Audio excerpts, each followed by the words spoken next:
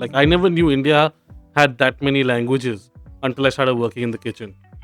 Let me just tell you that through my culinary expertise and through the years of dedication in the kitchen, I learned that Gajjar Ka Halwa can be paired with any bloody cuisine. And this guy comes out with a bunch of grass in his hand. Again, with confidence, like this is exactly what you asked for. Just look at when you put a bunch of hoteliers together, okay, doesn't matter what the trip is, 7 out of 10 times, most of us might be drunk for it. I only then learned that dry cleaning is not a dry process. All right, welcome to another episode of Beyond the Bar Top. A very happy new year to everybody, and thank you for your patience on this late upload. But yeah, we've been busy. New Year time is busy for hoteliers, so that's our excuse. But bringing that in, I hope everybody's having a good start of the year.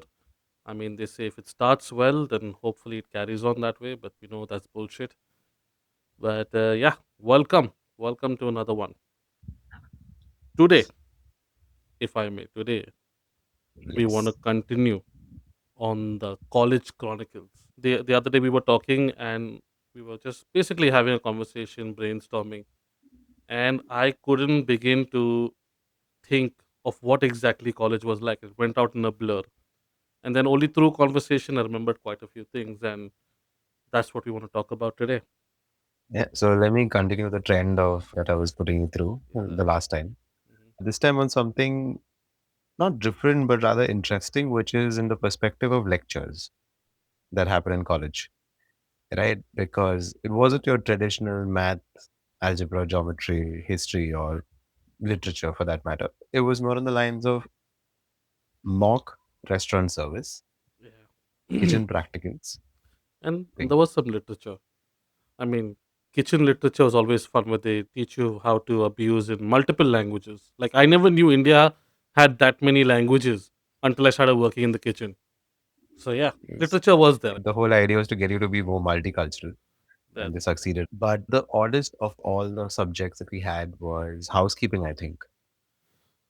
Yeah. Because tell me again, how did anyone out there who was not part of hospitality get to college at 9 in the morning, and at 9:15, your very first task of the day was learn how to make a bed? I mean, that was kind of mean, I think, because I just got out of bed and now I got to make the bed and be examined for it. That was fucked up. That's the thing. You couldn't even sleep in it. You just had to watch someone else make the bed in front of you. Yeah. That's where the whole quote, remember, like, if you make your bed, you got to lay in it. Apparently, you never worked in hospitality. It so it was not as simple as just tucking in the sheet randomly at inappropriate angles. There was a method to the madness called bed making. With the exact angle of the fold, it had to be a three-piece tuck in. You go in from the left, then the head, then the bottom. Can we Yeah, just, there's sorry, a I want to pause a minute, yeah. just interrupt. Can editor kindly insert applause because Abhi actually attended that lecture. He remembers shit like that. All I remember was something had to be 90 degrees. Something had to go 90 degrees in under the mattress. That's it. That's kind of how I still do it. I'm sure none of our professors are going to watch it, but I remember I paid attention only on the first lecture because I was a little taken aback as to why the fuck are we learning how to tuck in a bedsheet? Yeah, yeah. I mean, in retrospect, if you were going to take housekeeping as an option, it was good to learn that. But we never knew housekeeping was an option that way. Like we just thought the people who failed at everything else did housekeeping, and that was a bitch move. But back then, perspective It was only is. that simple. Like we never knew housekeeping was so vast, right? There was so many things that go into it. I know people who are into the sanitary and housekeeping factions that are pulling big money, just if you know your job. And I'm like, that's. I wish I knew that. Let me draw parallels between a very academic stereotype, which is actually quite common in India and about in other parts of the world. which is if you're really good at academics, you'd pick science. Mm, If you're so you're automatically pushed into commerce, and if you're the runt of the litter or you're just not that good enough, you'd put into arts. Like that's how you got distinguished, not based on the choices of your subjects that you're interested in, yeah, but that's how you got divided. so, The same parallel went into hotels, yeah. where if you're good at it, you went into front office. Hmm. If you were a bit of that and were good at what you did and you wanted to make some extra bucks, you'd pick F&B. And then the rest of them just got filtered down into to housekeeping. I'm just gonna take offense twice on this whole thing you said because again, I'm an art student, and okay, at least 50% was my choice. After dwindling down options, yes, and again, back in the day, I didn't have pretty privilege, so I was kind of like pushed out of FO and pushed out of F&B. Turns out I wasn't even in housekeeping. I don't work in housekeeping also, so I'm like I was kind of thrown out of the whole sect. Yeah, but no. But you did got to make a strong base in security. But we'll deep dive into that later. Yeah, that was the time. But that's how weird the subjects went on, right? Like housekeeping, imagine bed making. Like, what would you do? You'd impress a girl who'd come over saying that, hey, I know how to tuck in the sheets, and you That is true. I mean, that's a good line. You know, let me shilling tuck this you back in in the the day. bed and then untuck you under the bed. But besides housekeeping, there was another subject, which again, if you're not in tune with culinary or you don't really know what happens in the kitchen, and you're as aloof as these two gentlemen, Yeah, it was just a field day out there. I think yeah, that kind of had to be the most. I won't say fun time, but the most free time we had. Think about it during a lecture. How much free time did we have? Quite a lot. Even more during practicals, Yeah. because the practicals came with certain expectations. Yes. Can you elaborate furthermore in our choice of desserts? Okay. See, now, if I don't bash on it. Okay. Listen. Let me just tell you that through my culinary expertise and through the years of dedication in the kitchen, I learned that Gajjar Ka Halwa can be paired with any bloody cuisine. And that was initially not by choice. You see, there wasn't really. So, to give context to the listeners, we had our culinary practicals. All right. We would learn, okay, to say today we're going to practice the French classical menu. We're going to do maybe 3 or 4 courses, and or we're going to try Thai cuisine. Like different styles of interpretations of cuisine was like put out, and we had to come up with a menu to then configure. Now, again, I was popular, so I'd get selected for a team, but it's only that I was popular, not skilled. So the one thing I did learn how to make quite soon during our initial lectures was Gajjar Ka Halwa. And turns out that's the only thing I knew how to make. So while my fellow classmates were planning French dressings or coconut milk with the curries, I was just scraping carrots, just preparing for the main showdown to go through. But, but, I'm going to give you two secrets out today to everyone. 3 years straight, best dessert, regardless of the menu choice. 3 years best. Every time the professor came by, like, Nikal did the best one. So, two takeaways from this one. All right. Gajar ka halwa goes with any cuisine blindly. And the secret to making really good gajar ka halwa is douse that shit with diabetes. The amount of sugar I've thrown, I have melted the carrots with sugar, I've melted the milk with sugar. There was like this cream you had to throw in, put that with sugar. I threw sugar in everything. If I had a choice, I'd probably throw the spoon also with sugar. But 3 years running, championship dessert, gajar ka halwa. So yeah, that was some fun stuff. The fucked up bit was the professor just accepted it after a point. Yeah, Didn't matter whether you practice the French, Turkish, Mediterranean, Indian, yeah, and various regions of India. yeah, Doesn't matter. Dessert, the yeah. the the, the starters are set, the main course is set. Dessert or Nikhil dekh raha hai? Gajar Ka Halwa it is. Listen, I had a dream.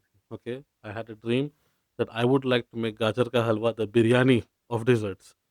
Because you have biryani of different countries, different styles. I'm like, Gajar Ka Halwa is going to be that dessert. I swear. You remember back in the time we even did like the whole we were interning at the Master Chef studio. Promise you, I'll probably give Vikas Khanna Gajar Ka Halwa to taste as well. That's just it. But yeah, shout out to So Vikas Khanna, still my favorite chef. okay, for all you know, he probably has it in his New York restaurant currently, saying, "Oh, I was inspired by this one young gentleman eh, in film studio of Goregaon, and Yeah, he taught me this mother's touch." yeah. Yeah, he's Gajra very relaxed. Shakkar ka dukan. But I have a few stories that I want to tell you, if you remember. Talk to me. The reason I'm questioning whether you remember it or not is for reasons we can't mention on this recording. However, Viva was quite a thing.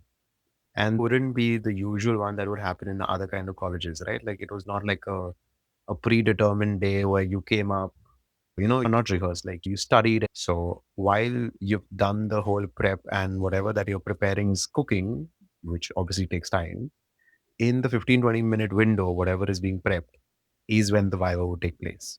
Yeah, that's right. So this one time, the professor decides to circle up the ones who were not that good academically. And she's like, hey, here's a golden opportunity for you to score a few extra marks if you manage to get all the answers right. So everyone lines up. And I am being honest with you. I piggybacked on my batchmates. I probably didn't know the answer to that shit too. But yeah, I didn't have to stand there because my Gajar Ka Halwa was on top and the team's overall scores were good. So we didn't need the grace points. let me refresh your memory with this one though. Do you remember something called as mother sauces? Yeah, of course, that's like the 101, right? Yeah. Yeah. So for someone who's not fairly aware of it, mother sauce is just the main five sauces that is made globally, and every sauce you ever consumed is a derivative of the same. Yeah. However, this one guy who couldn't answer any of the questions, the professor made it really simple for him. And I think I'm is still out of it, but I'm trying. she asked him, Yeah. you get this question's answer and I Okay. double your score. And everyone's like, come on, now you can't go lower than this. So she's like, just name me the five mother sauces. And everyone had the same expression. It's like, bro, come on, you got this. Yeah. Something that we've been reciting like a holy book since day one. So he starts out really strong. He's like, oh yeah, yeah, white sauce, brown sauce. And she's like, no, no, no, the French names. And she's like, I don't want colors, I want the names. Yeah. And then he's like, he somehow managed to grasp bechamel velouté, and he goes on, he names all the four. And he's stuck on the fifth. It's just the last one. And one of our guys from the class whispers, Szechuan sauce. I remember exactly who you're talking about as well. Oh my. And he said it out loud. He didn't take a minute to pause and think. He actually said Szechuan sauce. Ooh, He blurted out she so was loud. frustrated at him that day because there's a limit. There's like we know they're like all French words and stuff, so to speak. And he came up with this Szechuan reason. Bro, he says this out loud without a thought. And he's so confident that he's like, I've got the right answer, man. And everyone behind just fucking face palms. And the professor is surprised, shocked, but equally amused. that And she's like, how did this even thought even occur to you? uh, And I remember he's like, he blurted out. that All she did is said, that you're not getting any of this these marks. same gentleman had another episode I remember as well, right? So with the other chef, I think the chef asked him to get a utensil. Okay, Wasn't he the same guy? go on. The chef goes off and was basically like in the process of demonstrating, right? So this guy was closest to this utensil. The chef goes out very calmly saying, you can you pass me the colander? And everybody's like focusing on the practicals. And you're like, okay, what's the chef doing next? Like, he's going to flip it. What's the heat ratio like? And this guy comes out with a bunch of grass in his hand.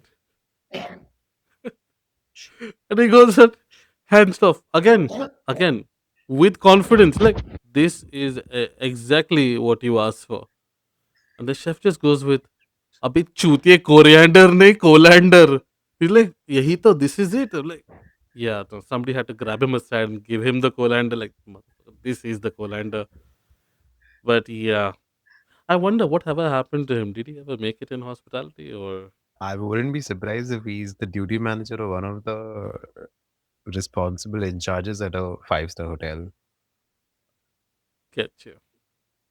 Yeah, hard to believe, but sure thing. But yeah, that guy was the cherry on top for our college Yeah. experiences.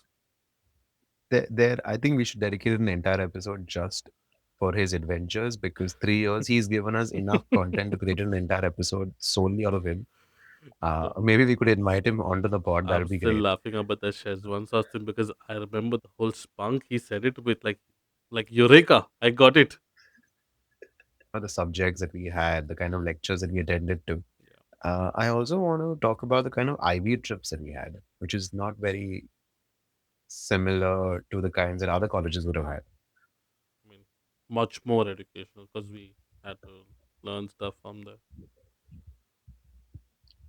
Don't make that face. We did learn something, but which Here's trip are my you in. talking about though?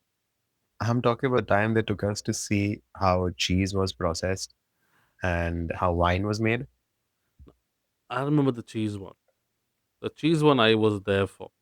So were you for the wine one. It was in the exact same trip. Really? Dude, I probably got drunk by that time.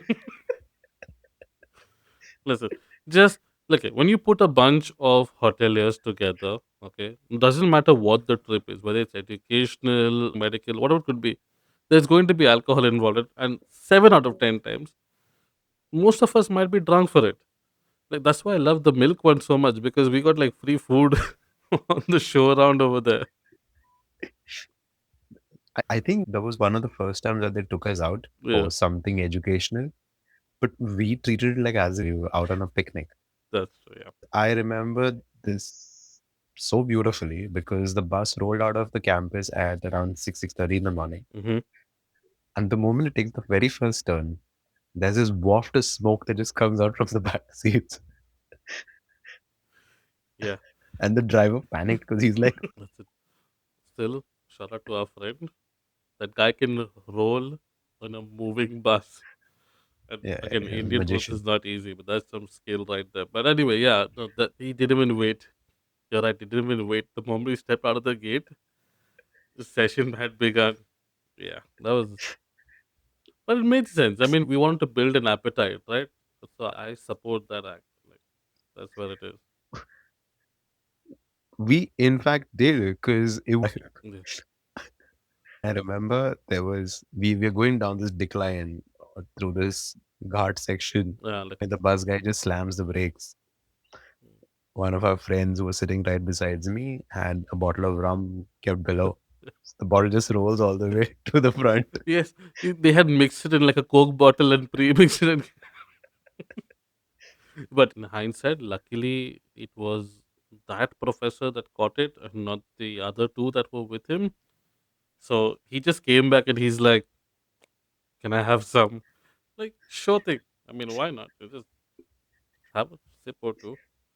But yeah, that was hilarious. That bottle of. Fast forward to we get to the cheese plant, the dairy farm. Yes, we got there already drunk and high as a kite, and now we're looking at a bunch of cows on this revolving apparatus that does things to them, showers them, they milk Yeah, them, and then I don't think it it was great. It milked was them. like It's not that high tech.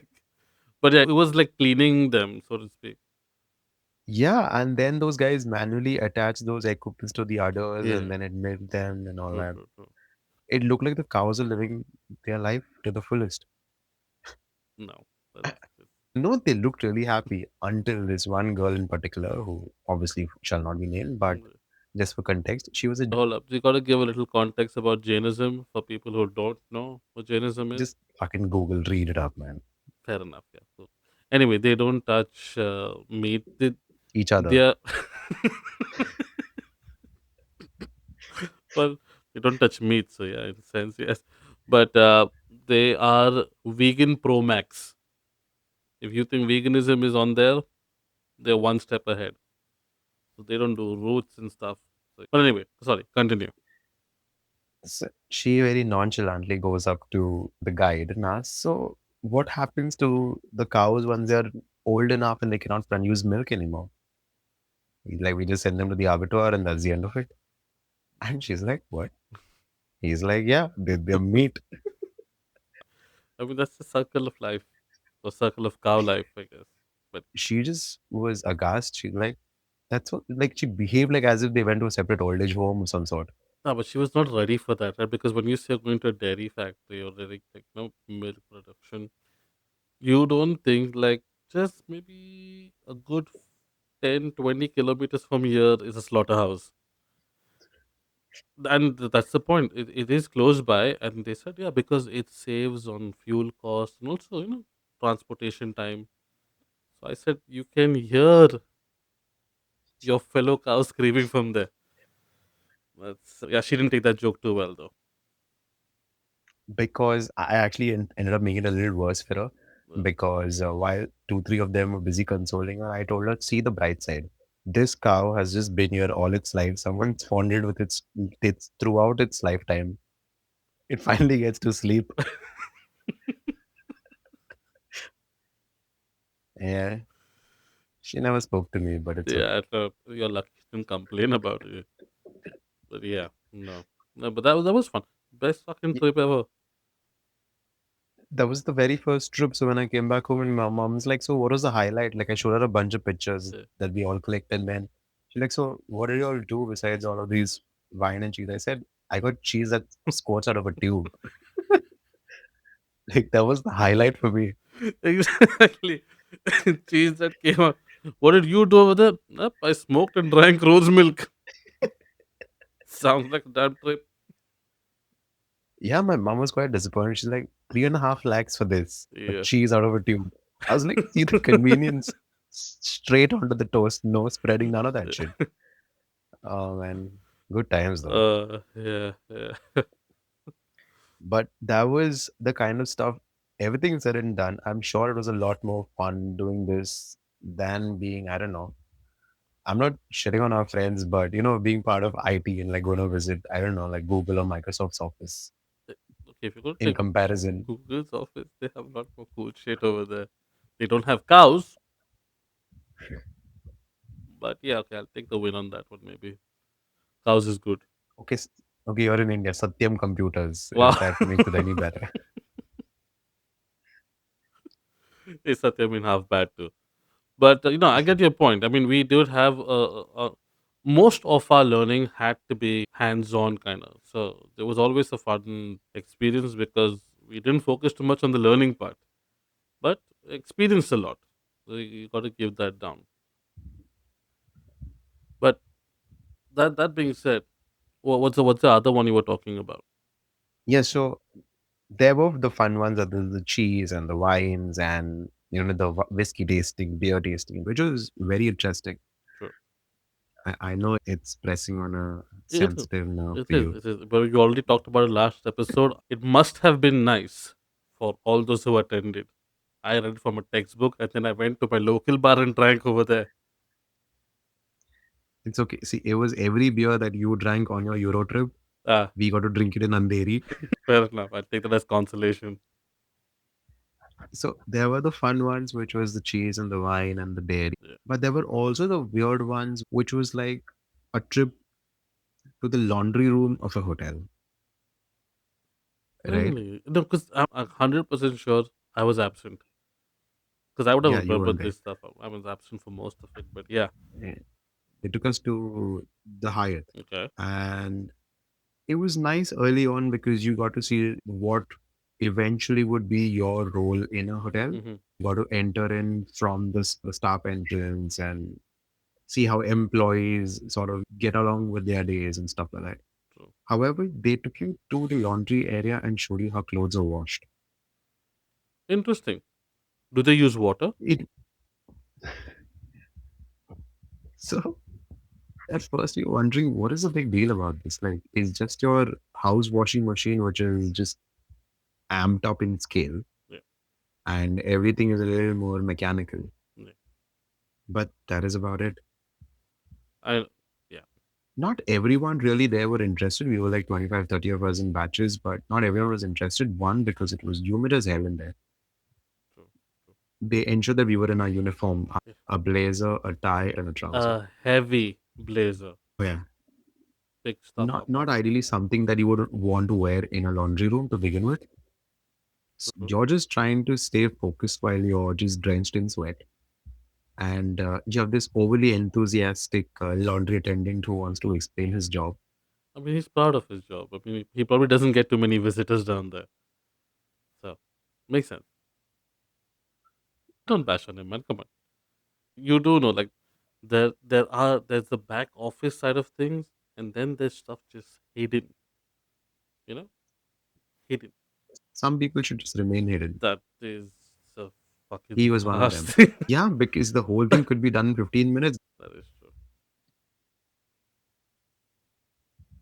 You went on depth in detail about the kind of detergent they use and the temperatures that they deal with different linen at, and what happens to your cum and pee soaked towels and your bed sheets and stuff like that. One That's legit. day, You do have those fluids. Makes sense. But that's again too much information for a minor show around. absolutely nothing. Okay, One person that graduated from our batch who was part of laundry today. maybe I would have been if I attended that heavy trip.